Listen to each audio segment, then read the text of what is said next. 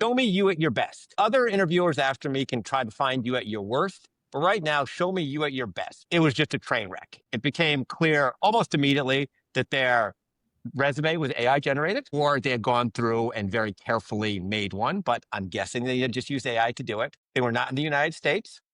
Their grasp of English was tenuous at best, and they were all using AI augmentation to try to cheat on the interview. Welcome to Job Ready. I'm Jeff Nelder. I'm joined by my co-host, Charlie Nguyen, and we have a very special guest today, Doug Sellers. He is a serial CTO, most recently the Chief Technology Officer at Flossy. And we invited Doug on today because as long as I've known you, Doug, you've been what I would describe today as human first. You know, and you've always, I've seen you in situations where you brought in interns and any other senior executive would have assigned them something and forgotten about it, just kind of as a write-off, and maybe they'll do something. But you figured out ways to organize them, to develop them. You've really dug in on helping people. And for our audience, this is a situation that a lot of you have remarked on. The problem with AI-generated resumes and submissions. And I don't even know if AI generated describes the whole situation, but recently, Doug, I just want you to tell everybody about the situation you faced. It was really resonant for me, and we want to dig into that today. It's great to be here, Jeff. And so I think throughout my career, one of the problems has always been hiring and retaining great talent. And the startup that I'm currently part of, Flossy, we have an AI voice receptionist product that is scaling right now in terms of demand, and we're trying to scale the organization. I would say we're trying to aggressively scale the organization. So as part of that, I'm trying to hire good software engineers to come in and help me out. As part of that, traditionally the way I've worked is I have a few recruiters that I've worked with over the years. And I've kind of narrowed them down to 2 or 3 that I work with that work very well for me. They know what I want. They know the kind of people I like. They know how I like to build my teams. That was the first place I went. I need to hire 5 people as soon as possible. A mix of very senior and very junior people. I went to them. I gave them the job recs. They came back to me. Like anything, it takes a little while. It takes a little while to get rolling. And they're slowly starting to provide me people. And in the meantime, I'm just drowning in additional requests from the business to get done. I need software engineers as fast as I can. When we made the job recs, of course, we posted them on our own site and on a couple of the job boards. And I took it upon myself to go through and say, okay, I need more people. How can I make this happen other than just wait for the recruiters? Let me just go and see who's already applied for these jobs. And so I went and I looked. The biggest thing that I needed was like a TypeScript developer who had a lot of experience not writing front-end code, but really writing like server-side TypeScript and had some experience with AI. And ideally had some experience in the dental industry. Seems like a very narrow category. So I'm like, I open up the list. I'm like, there are probably maybe 20 or 30 people in here. When I looked, 100 people, 817 people, something like that. I was like, oh, wow, it's a lot. But I still was in such a place that I'm like, I just need to go through this. I need to find who in here can work for me. Let me set up some phone screens. So I go through 800 resumes. No AI, no keyword matching, none of the things that like job seekers fear. It's literally me going through resume by resume and looking at them for 8 seconds each and deciding yes, yes, yes, yes, yes, no. And then when you get to the end of that, you have a yes pile that still has 70 people in it. Yes, yes, yes, yes, yes. So you're down to about 10. Okay. I go through, I got the 10 best people. I'm feeling good, honestly. Like I'm looking at it. I'm like, okay, I got 10 good people. A lot of people have dental experience. They've integrated with some of these EHRs that dentists use that are very obscure. Like maybe I can certainly find someone at this. So I set up my 10 phone screens. And from the first phone screen, I can immediately sense that the job market is different than the last time I had looked. Because I had gone through and I had optimized for people who were living in America, because I can't do H-1Bs because of a variety of issues that I think we all know about. And I needed people with experience, and I needed people who I thought were good. So I had a lot of people who had American sounding names, who were in America and seemed to be ready to do this kind of work. First person I bring up clearly is not in the United States. They clearly are overseas. So I go into my normal phone screen spiel, which is a layup. It's very easy. Really, what I'm doing is I'm just steering the conversation toward a subject that they know a lot about, and then asking them to give me a lot of details about it. And then I am trying to poke holes in it. Show me you at your best. Other interviewers after me can try to find you at your worst. But right now, show me you at your best. What's the best that I can get out of you? And it was just a train wreck. It became clear almost immediately that their resume was AI generated, or they had gone through and very carefully made one, but I'm guessing they had just used AI to do it.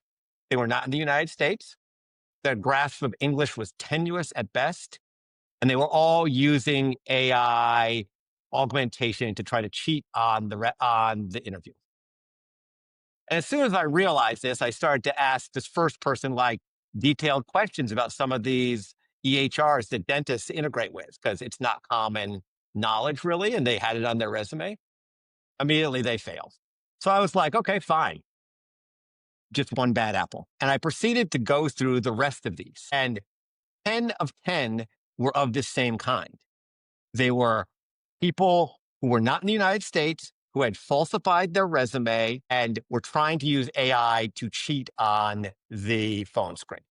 And it wasn't hard to determine they were using AI to cheat on their phone screen. Like that, it's not a technique that like really works all that well right now. What does that mean on the phone screen, Doug? So there are products out there that act like an interview co-pilot. So what you'll have is when you enter into a video chat with someone, there will be a interface for you right here that transcribes exactly what the interviewer is saying, and then has suggested answers or suggested ways to steer the conversation right there. When you watch people's eyes and what they're doing, you can see that they're just like reading off of this. They have glasses on. 2 or 3 of the people, you can just see the reflection of it in their glasses, honestly. So it wasn't hard to figure out this was going on, but it was like extremely discouraging.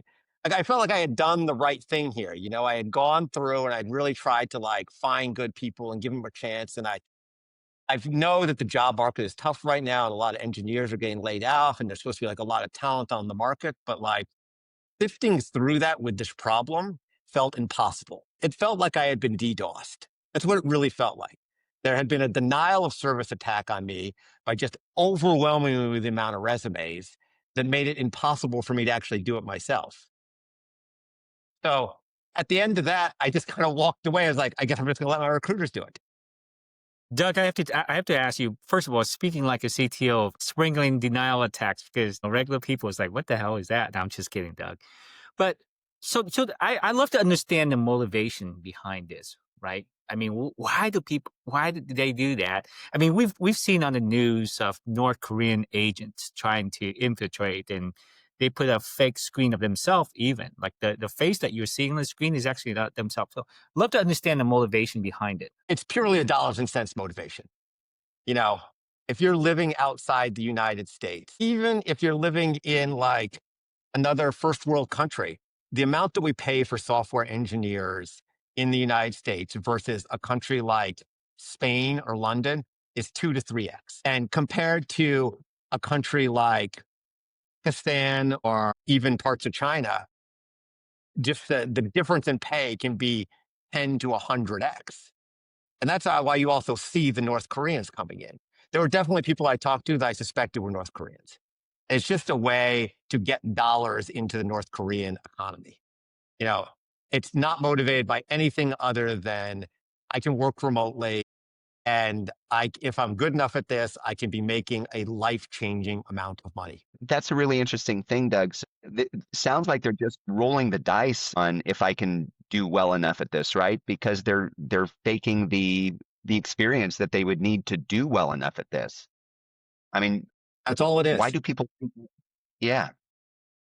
Why would they think that would work out if they don't have the experience? Well, I think that the way they think about it is I can fake my way through the interview. A lot of places are, and a lot of phone screens, you won't be talking with them quite as technical as myself. You'll be talking to some HR person. If I can get through that, And then I can get on and I can do a project or two. Let's say there's a take home project. I can use AI to fake doing that. And maybe I can like get into one of these jobs, even if it's just for a small amount of time. The amount of money they would make just working for the 3 months it would take for me to fire them, again, is like salary for them for 2 years at a like local job. And so they're very motivated by the dollars. And if they could figure out how to make it work, like it could be life changing for their family. And it's not fair. Yeah. I'm not saying it's fair. Like I understand their motivation. It just has made like the job search process from my point of view, from the employer's point of view, very, very hard. And I think you really hear about how hard the job market is from the employee point of view. I think you rarely hear about it from the employer point of view. And from the employer point of view, what I'm seeing on the other side is I am seeing this overwhelming amount of people coming through, of which is determining which are fake and which are real is so expensive for me from a time point of view that it's not even worth doing. And that's why you end up with all these gates in place that all the people that are job hunting hate, is to just lessen the amount of burden in terms of time that goes into finding people. Doug, so in the past, a lot of companies, and by the way, I've heard similar sentiment that the job pipeline is flooded with AI bullshit, right? But in the past, there's the applicant tracking system, or ATS, that's used to filter out irrelevant job seekers. But with AI, I mean, I think they can hit all the key points. And from an employee perspective, are you guys have an updated version of that can sort of detect AI, or is still kind of in an early stage where it's hard to tell, garbage talent? I think it is. I think that where we're going to end up, and I tried to do a little bit of this when I had my initial 800 resumes. I tried to use Perplexity's browser comment, which has like an AI agent basically built into a web page to do this. But ultimately, these applicant tracking systems will be able to have me as an employer train it. Let me look at 20 resumes. Okay, these are the 3 that I wanted. Use the pattern that I just had to go search for the rest of them. And it won't just be this random screening for keywords. I personally have never done that. I never have just had the random screening for keywords on. I've always found it to just not work and to screen out a lot of the best people. I mean, it turns out that the best people usually have the most interesting resumes, and the most interesting resumes are exactly what gets filtered out by a lot of these like keyword matching applicant tracking systems. Let me correlate this, and you tell me if I'm off. And so, as of late, right, we've heard from the Bureau of Labor Statistic that recent grads from computer science is about 6.1% unemployment rate, and then grads from computer engineering is about 7.5% unemployment rates, almost 1x above the national average employment rate. So you hear that on one end, and then you're hearing your story of how you're desperate for software engineers. You're desperate for both senior and junior folks to come in and do these things, and you can't find them. Is there a correlation between those two things, or it just completely both are true? I think that both are true. I think that there are a lot of people on the market, and AI, as well as the internationalization of the software market, has really made it a lot easier for people to apply for jobs, especially remote jobs, which is what I have. And so there's a lot of candidates on the market. And then I also think there is depressed demand for junior engineers, which I, I don't get. Like, I've never understood the depressed demand for junior engineers. And with AI, like, we use AI very heavily in our software development process to like augment people. And we find it very effective as long as there's still someone at the controls. I don't think that the technology is not there such that you can just like let it go and have a positive impact. But in terms of like it taking over a lot of the busy work and giving up ideas and like just driving forward, for sure, you can see a 5 to 10x increase in productivity out of senior people. Not all work is senior work.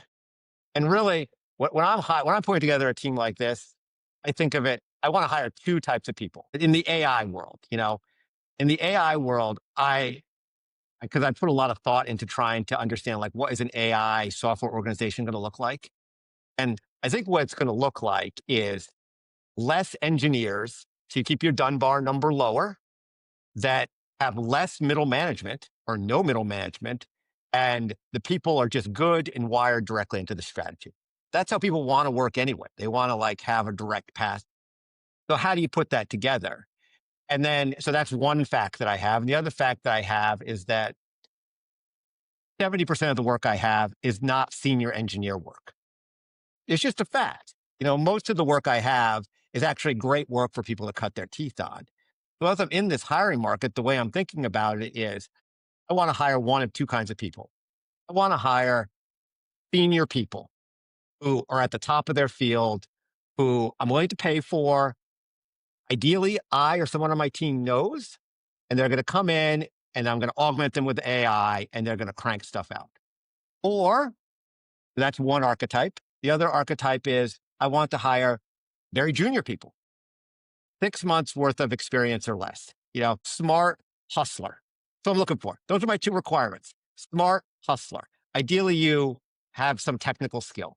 Your exact technical skill does not matter because the truth is you know nothing. But when I'm looking for those kind of people to come in and just build the base of my team, and not only like I have a lot of work I can give to them that they can use AI to augment getting through, but I can also grow them into my, very senior people of 5 years from now. The people I stay away from are the people in the middle in this new economy. I really stay away from the people who have bounced around to 2 or 3 jobs. They have 6 or 7 years of experience.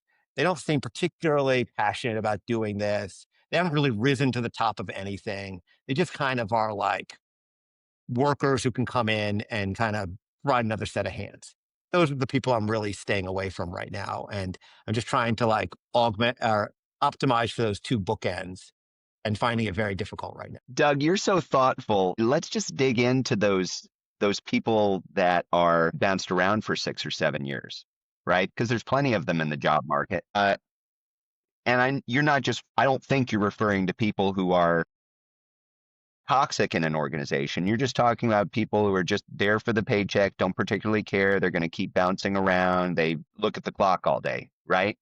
Like, what if one of those people wants to transform themselves? What could they do at this point? I think it's very hard Yeah. because I think in order to make that transformation, because just to take a step back, I think that like the pandemic and the overhiring of engineers during the pandemic, which I don't know how we can call it anything other than overhiring of engineers during the pandemic, led to a lot of people who were in what I've heard called rest and vest, which is just like, I'm at a big organization.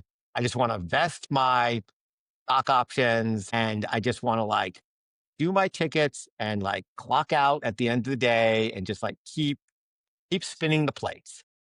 I think for someone to make a transformation from that organization to something that I think is going to be more valuable in like an AI driven software engineering market, I think first they have to aggressively learn how to augment themselves with AI.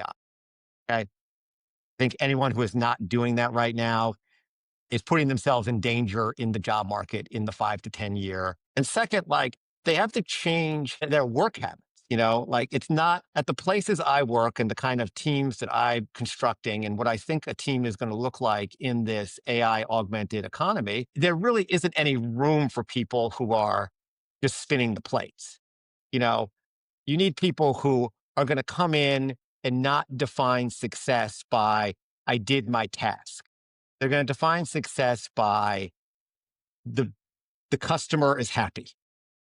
The product works better. I've made an impact on the outcome of whatever we're trying to do as an organization. That's the biggest mindset change. Like you can't define success personally. You have to be a little more invested in success of the whole. And because the teams are going to be so much smaller and I'm going to need to wire them directly into the strategy of the executive team, I need them to have that attitude. And I think that is the biggest transformation. It's not a number of hours thing or even a skill thing necessarily. Like it really is a mode of working thing. Does that make sense? It does. And I mean, I've heard again and again, I'm looking for people who really want to be here. But it sounds like that's maybe oversimplifying it. It's not just people who really want to be here, but people who care about their work. So how do you signal that you care about your work? Is it just behavioral in an interview, or what are you looking for in that realm? Well, I mean, to go back to your original question of like how do these 6 or 7 year people transform themselves? Like traditionally, you look at their past experience and their reference checks to see like if that's the way they operate, or ideally, you get an internal reference of this person like is in it to win it here.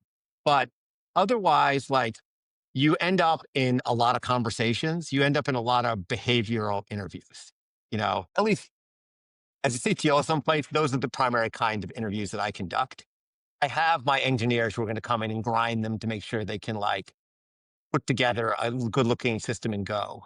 You know, you're better off asking them questions with specifics about show me a time that you did XYZ. Show me a time that you noticed a specific customer having a problem in production and what actions did you take around that? And then you dig in. The one question is never enough. The one question is superficial. You got to be, 3 questions in to really understand what they're doing. You just keep doing the 7 whys basically. But why did you do that? But why did you do that? Until you actually have a good read on like what their motivation is. If they have no good answer, they give you a generic answer, that's a dead giveaway. Like, I think that if you You know really what I'm listen to hearing, Doug? people, Do you know what I'm hearing when you say that? What's really interesting is, during the pre-pandemic and even during pandemic, to your point, the big companies, the Meta, the Google, they all over hiring engineers. They are hoarding talent, right? And you can get away with not having durable skills, not having the best soft skills, not having common sense in some instances because you have that technical skill. Now, we've heard from a number of folks that, you know, they don't care about technical skill. Like, show me that soft skill, that human skills that so desperately needed and to compete in today's world, right? Because to your point, because a lot of them now, a lot of the coding can be done or can be supplemented by AI, whether it's vibe coding or, even in some of the more traditional environment, you can get a lot more work done as a result of that. So we're sort of like coming full circle where that was originally, really highlighted and appreciated. And we went through a period where if you got a technical skill and you can fog the mirror, hey, you're hired more or less because everybody was scrambling for it. Now we're coming back full circle for that. I mean, it's, you brought up the person, you still need a person at kind of overseeing it. But the volume of that, to your point about 5x, 10x improvement, how do you use that to say, hey, I still need a number of people, but now because I can get x, 10x more done, and not the opposite, which is this is kind of where I'm at because I can get the same done with a lot less. Therefore, I need to hire less. Help me understand kind of a CTO mindset or the entrepreneurial mindset when it comes to that. so I mainly work for small companies. I mainly work for startups. And especially right now, the thing that you care about the most is just velocity. How quickly can I ship product, especially with the pace that the AI technology is changing? How quickly can I ship product? How quickly can I identify gaps in our offering to the customers? And can I fill those gaps? How high quality can I make those? So that's what I'm measuring. I'm not measuring it by individuals. I'm measuring it by, as an organization, how can we ship these products and fill these holes and react to what we see? Mm. And just continue to like raise the quality bar on everything. So when I look at like how many people do you need, there becomes a limitation, which is the ability for a person to handle how many tasks can a certain person keep in their head at once. Okay. Even if the software can do work on 20 bugs at a time, and how many tasks can a very good person actually keep in their head and make sure is working and get out the door and like validate when they look at production that's actually working and see that it's a good change. And that number is not 20. That number is 3 to 5 things. So I'm looking at how parallel are the tasks that I can work on, and how fast can I get stuff out, and then where are the bottlenecks there and what's causing those bottlenecks. And still, a lot of the bottlenecks become very technical changes to very complicated systems. But then, so that's one bottleneck. And the other becomes just our ability to rapidly move through a number of things at once. So that's where I think you end up adding more people. It's just like, okay, currently with my current size team, I'm not really constrained by the amount of code that they can necessarily write. I'm constrained by the number of projects that we can do in parallel. And I want to increase that number. And the way to increase that number is by adding more people to the team who are good at who still maintain kind of my high velocity using all of the AI augmentation. Does that make sense? It does. I mean, let's come back to kind of the current workforce a little bit. Because if anything, if I have, say, 6 or 7 or 10 years, or even 15, 20 years in the workforce, and with AI today, I become so much more efficient and effective and can get so much more work done as a result of that. Now, that has the up and the downside. The upside is I become more valuable, continue to do that. So, I mean, individually, if I'm working for a company, I would want to make sure that I'm continuing to be in demand as a result of that. But the downside of it would be, because if I'm in a kind of management position in the past, I would hire early career talent to kind of fill the pipeline and continue to train, because, and then I would delegate kind of low value activities or low value tasks to them. But because of AI can do a lot of those things at a fraction of the cost, at a fraction of the time, there's less motivation for me to even want to go out and hire early career talent and then spend the time and the effort it takes to get them up to speed, and then potentially deal with the backside of it, which is over 50% turnover within the first year for college grad. Let me ask you. Okay. Let me ask you something, okay? But the problem is you just stated it there. Do you think that's an actual problem with the junior talent pool, or is that a filtering and interviewing and hiring problem? Great question. Like, I think a safe answer, honestly, is really is all of the above. I mean, because it's there's a number of variant factors involved, right? Because turnover is not just because of ineptness or inability or incompetency. Turnover could be you have an asshole of a manager that you simply don't want to work for. It could be the environment is shit, or the company mission is not what it's stated to be, and you just, as a bright eye, whatever the expression is, early career talent individual walks in the door and say, I believe in this, and then it turns out not to be the case. So there's a lot of different factors, but I think it's all of the above is my short answer to that. Doug, your I think perspective a lot of is people, diametrically opposed, right? Sorry, you go well, ahead. I guess I was going to just add to what Charlie was saying, that like, it is my expectation, I guess, with junior people is they're going to leave after about 2 years. Not so much for any of the reasons that you stated, so much as they just need more growth opportunities. They need to see more of the world. Like I've kept them in my, what I like to think is well-run, carefully considered product and engineering organization. And they really just need to go see more organizations. So in order to continue their growth, I think that like good junior people quickly recognize that the best thing for me here is just to go someplace else. I could probably make a little bit more money, and I'll get more experience. It'll broaden my horizons, and I'll learn more about like how to best push myself forward in this career. I guess I also would say, like, if the cost of hiring junior people was zero, if my overhead for hiring good junior people was zero, I think you would see a lot more hired. I think that a lot of this becomes a problem in finding people and filtering people and going through, like, you guys know more about this than anybody, like going to job fairs at colleges and filtering through people and posting on college job boards and everything else. Like, the cost starts to become the same as a senior engineer. And then people are like, why not just hire a senior engineer? Yeah. So let me ask you guys a question. How do I solve that problem? Let me throw it back to you.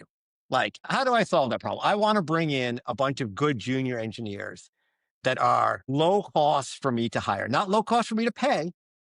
I'm willing to pay very competitive salary, but low cost in terms of filtering and time on the ground and dealing with scammers and dealing with AI bots and everything else. How do I do that in the like junior and college level market?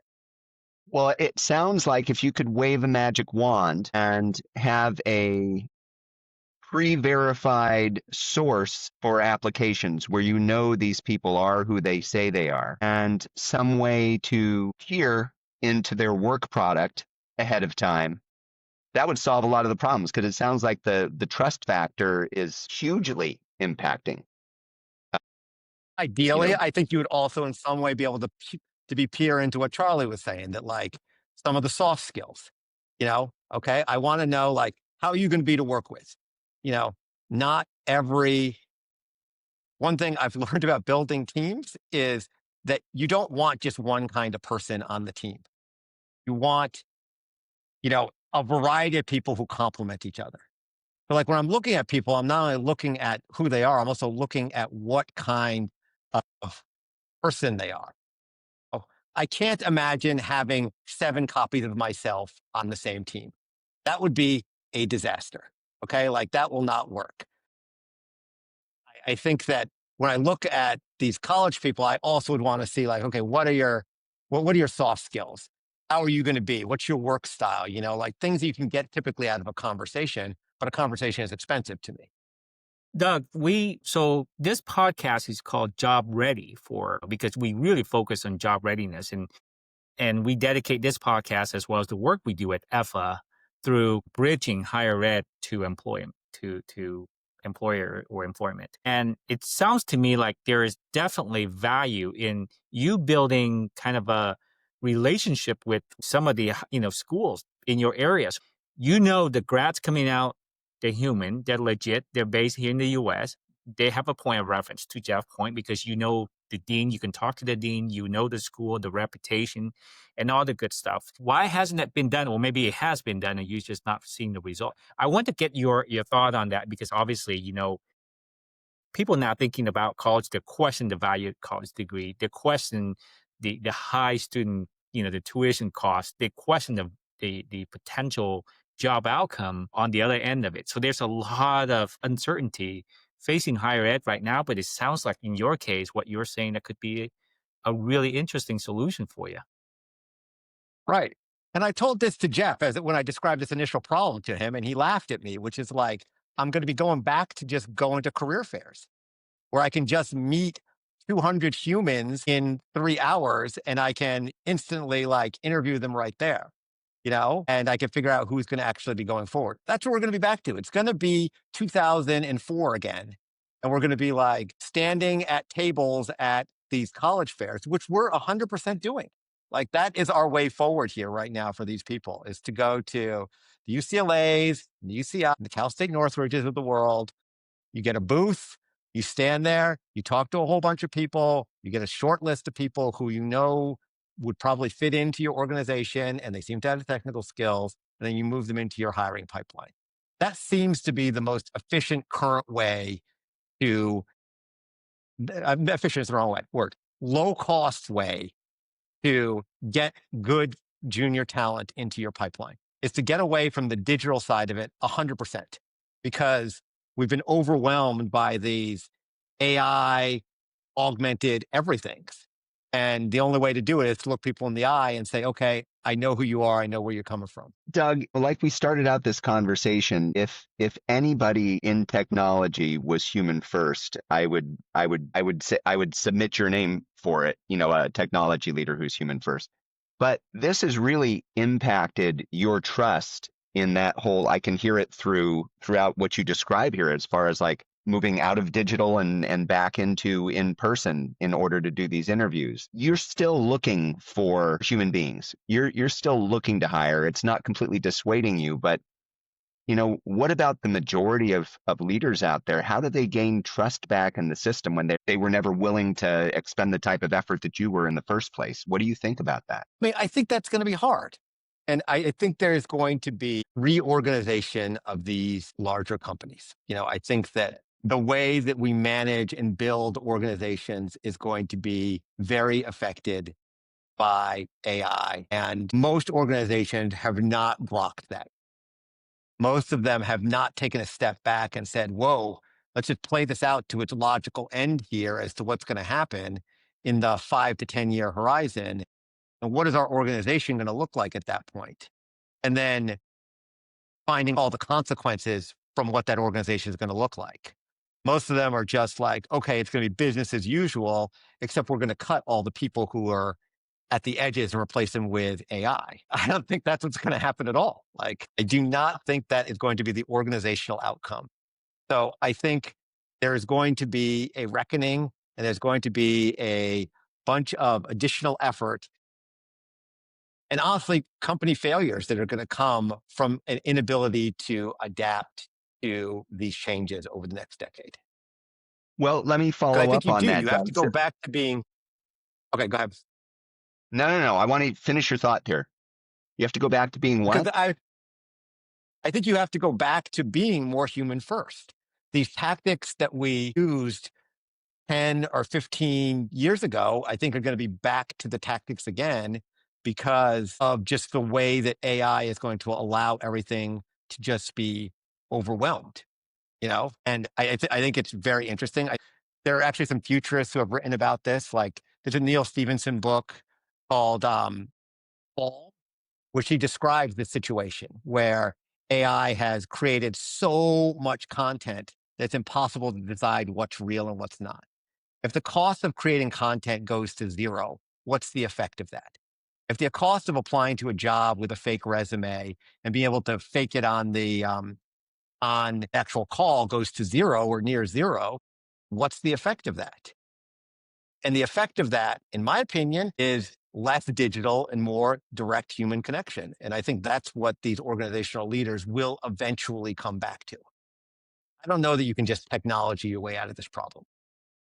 You know, what's funny though, Doug, is while AI has improved efficiency and effectiveness by quite a bit, it also create quite a bit of ineffectiveness. And let me give you an example where, to your point, with AI help, you can generate a 10-page report in a matter of seconds, right? But as you know, there's a lot of garbage, frankly, in that 10-page report that people just handily kind of hand it over to you and say, here's my deliverable.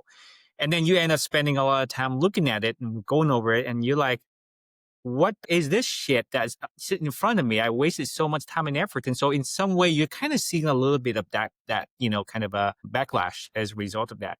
I want to kind of dive into something with you here because I think it's really relevant for us. So when you look at small to medium enterprises compared to, say, Fortune 100, so over 90% of business in the US will be in the small to medium kind of category. A lot of these businesses don't have a lot of resources internally to upskill and reskill, and they are in desperate need to kind of, get themselves into the AI world, right? Because a lot of these, they don't have the constrained resources. That's where I see major opportunity for AI native talent to go into these businesses, help the businesses adopt AI power tools, help modernize whatever the infrastructure. I mean, I think we do a really good job here at EFA, where Jeff and I have taken on a lot of the technical aspects of the job that used to be kind of outsourced overseas or to whoever else. But a lot of businesses desperately need that at the moment. So as a CTO, I mean, because we work with a lot of higher ed, we work with employers. What is your perspective today and your guidance to future grads? I mean, because we're seeing very depressing statistics right now for recent grads finding employment, not just in computer science or computer engineering fields, but just finding employment in general. What would be your guidance to someone who's been there, done that, in terms of like, look, if you're 6 months from graduating, you really need to do this, or here's how you can bring tremendous value to 90% plus of businesses in the US and make yourself more in demand as a result of that? Well, I mean, I think a good way to look at this is you just take the parallel back to the last big technology change that occurred in our lifetime, which was the Web 1.0 rollout in the late 90s. If you line up the launch of Web 1.0 when it first became commercial, which was October of 94, Netscape Navigator 1.0 goes live in October of 94. Okay? That's How many the people start know point. that? that date, except for you. October 94. Okay. Yes. And you line that up with what, April of 22? That's when ChatGPT 3.5 came out. Okay. The technology is basically pacing, in my opinion, at the same rate. Okay. We are in the period right now where instant messaging has just been invented on the internet. But Google has not been founded. Facebook is still 8 years away. The iPhone is still a decade away. So it still is very early days. And I graduated in those early days. And the perspective that I got was that these companies are desperate for people who understand the web and are web developers. And we're in the exact same situation here, where they were looking for agents of change in the late 90s out of the grads. And I think these companies are looking for the same thing out of new grads. They are looking for agents of change. They're looking for people who are going to come in with these skills and are going to be able to both advocate for it as well as just show how well they work, as well as to help educate, honestly, leadership on how to do it. And I think that is what I would be concentrating on right now if I was a grad. I would understand that I'm going to be an agent of change, and I'd be prepared to do that. I would not, in any case, be an AI hater. Like, I think that is the way to remain very hard in this job market. So I would look at it from that perspective. You know, Mark Cuban That shared a is- story, Doug, that how he made his money when he was a teenager, and this is when the first internet first came out. He made his money by going around showing people how to connect their computer equipment, and that's how he sort of made his money. And then he formed his first company. He sold it for a couple $1 million, and then he went on and founded broadcast.com and so on and so forth. And he correlate that to your point about what today is like, look, if you're about to graduate from college or you're in college, you need to hustle. You need to go out there and show these small businesses, how to get into that AI bandwagon, right? How to use AI to create content, how to use AI to follow up, how to use AI to mine prospect, things like that. Because a lot of these small businesses or even, large, medium size, their workforce have not been in the workforce for a good 20, 30 years. It's safe to say that their ability to digest AI is going to be a little bit slower than somebody who's coming out of the AI native age. And so that's a great point that you brought up right there. I mean, I think, and I have a huge respect for Mark for what he's done. So, And I think that the one additional thing, Charlie, on that is you got to know where AI fits and where it doesn't, and where you have to work around it as well. And Doug, thanks for wrapping that up with historical perspective today. That was a mic drop moment for me. And to our audience, that's all we have time for today. And we're super happy and grateful that you joined us, Doug. Thanks a lot. This was awesome. It's been fun. Thanks, guys. thanks. So Good. fun. Good to see you again. And thanks for coming on to discuss a very important topic for us. Yeah. So we're job ready. And if you're looking for us online, you can find us at effa.io/job ready or our new site, jobreadypodcast.com. Thanks for tuning in. And as ever, please reach out if you have ideas, reactions, anything you want to say. We're here. AI fist pump. All right.